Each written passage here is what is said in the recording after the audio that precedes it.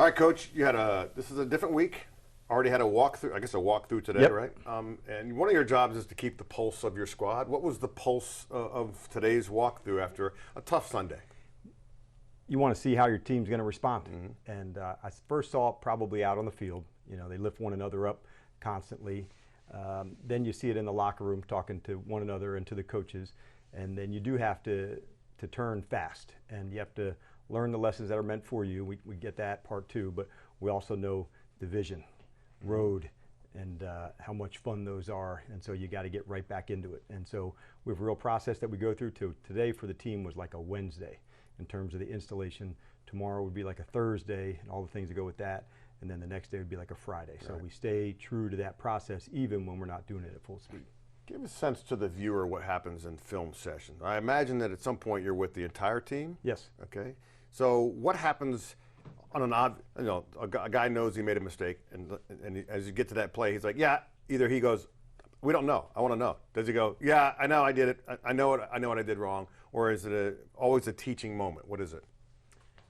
Most of the time they know because you've already probably spoken about it on the field into that space to go. So is it to a standard or not, but you do have to correct it. It doesn't mean that you act like a jerk to do it, Right. but you do have to say it. You can't just blow by it, and there are no sacred cows. Okay, I can correct this one, but don't correct this one. This team has the same standard, and so that's the same one for Jaden or Terry or Deron Payne or Bobby Wagner. You have to show the plays, that come up, and as a true professional, they know that. A true competitor, they know that. But if you mix in when you do and when you don't, that's an inconsistent model, and that's something that I'll never do with them. And how gratifying is it for a coach, whether it's the head coach or a coordinator or a position coach, when you do that teaching moment and then that next time up you see that thing and go, he was paying attention? Yeah, that's the part of, if you just put the word teacher in for coach in just about any sentence, most of the time it's the same. The things you have to teach, things you have to correct. We want more of this behavior, we want less of this. We want more of this technique, less of this. So constantly engaging with the players, engaging with the staff to make sure they understand, hey, won't you teach it back to me now? You give me the read back. And that way not only was there good teaching, but the learning took place. And so we've all been in lectures where all they do is speak and no one ever speaks back. So we try to make it as engaging as we can and test them on a regular basis. You wanted to be a teacher when you came I did, around. and I'm still teaching to this day. Yeah. From the press box, I saw Jaden was not as accurate as he has been, and also a lot of guys dropped balls. What I did notice was that Pittsburgh did a really good job of kind of keeping him as contained as anybody has so far this year. That's right. What did they do? Probably some combination of four-man rush where they had vision, back to them. The second piece, I thought some of the blitz, that was by design, whether it was inside and keeping the edges. But they've done a good job on that all year, Pittsburgh has, in terms of limiting opponents' quarterback rush attempts. So not a surprise that they perform well in that spot. They're a good defense at all three levels. So we had to make certain plays in those opportunities to deliver. And when you miss on them, it's costly. Right. I'm going to mention two of your guys that had one play was tough for one guy and a couple plays for Olamide Zaccheaus. What I found interesting was that you never wavered about putting him back in there. What I also found interesting was I watched with binoculars from the press box. At least 30 guys came to him on the sideline and dapped him up after the fumble, which resulted in their touchdown. In a weekend when I saw other teams fighting on the sidelines when the mistakes are made, your team decided to go and make sure that their guy was okay. They love OZ. He has raised their level of competing by the way he goes after it. And some teammates have said that about the way that he goes, the work that he puts in. So all the work that's done behind the scenes, people recognize that. And so I'm not surprised that many went over to speak to him. This team has bonded and connected.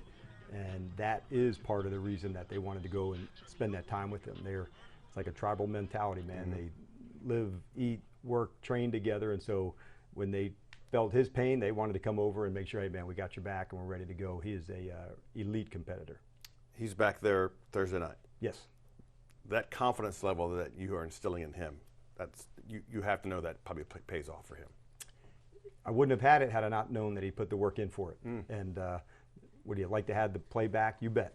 But I also know there's not many that put in the hours and the work that he does, and so I've got a lot of confidence in him.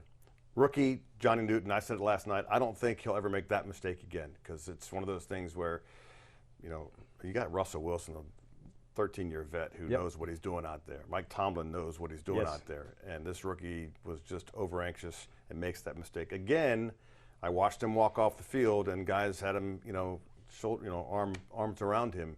But what do you say to him after a play like that? Yeah, and I talked to him last night to make sure I know what he stands for, and I know what type of player he's developing into.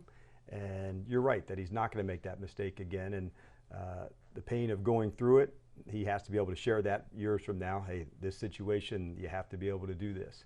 He'll grow from it. He'll learn from it. It's uncomfortable, but it's also the life of a competitor. And that's not the reason that we didn't win the game. There were many moments and opportunities, but we've got to nail them when they come. And the fact that so many people went over to him should tell you the impact he's made as a teammate so far.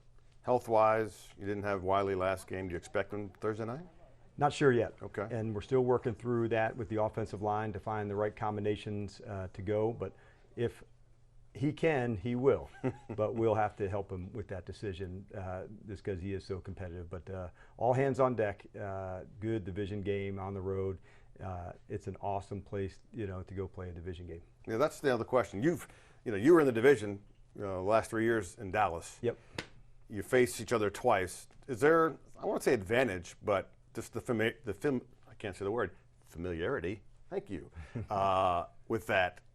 Does that help a team, hurt a team at all? I think it can help because oftentimes coaches are the ones teaching the scheme back and forth, but the players know who they're playing against. He sets like this, his routes are like this is how he defends press. So when they're studying film, and you've heard us say that to players, they're usually watching who they're playing against. And then when you get into the meeting rooms, now it's all the techniques and schemes and certain adjustments that have to be made. But when you're there watching, oftentimes you're watching that receiver, that offensive lineman, that running back. How does he cut? How does he protect? So they do know each other quite well. Isn't this what you got into it for, by the way? This like a Thursday night game against in a division game? Yeah, it is absolutely the best. And so to be in this environment with this group, it's about, I don't know if I've seen a team have this much fun together. And they were doing that, Chick, well before we started winning. Right. In OTAs and in training camp, they found they can work really hard against each other, work really hard to get right, and also have a good time doing it. And that's a big deal. They ball out hard, but they joy hard too. And on this Veterans Day, what struck me before the game is you're a coach who's minutes away from a big game. It's a huge game against the Pittsburgh Steelers. And I see you walk over to the salute the service guys, owner Josh Harris, GM Adam Peters, just to press the flesh. I know you got a coin because I recognize that move, right? I've had a couple of them myself. To spend some time with them when you're kind of busy, it means a lot to them and to you, I imagine. And Veterans Day is a big deal. And it also hits even stronger here in D.C. Driving to the game, I get to go past Arlington. And I drive a little slowly past there, so I can feel the weight of that. In this position, I get to meet a lot of veterans. I also get to meet a lot of, current soldiers. And so, man, have I learned a lot from them, from USO tours or, visits, to their spot, to our spot. And it's one of the things I enjoy most about this profession is getting to meet other people in other spots. So to have those men and women on the field before the game, those were the heavy hitters now. Like that was the big wigs of the big wigs. So it was a real honor for me to get to, spend a few moments with them. See you Thursday night. All right, thanks, man. He never goes light on the knuckles. No.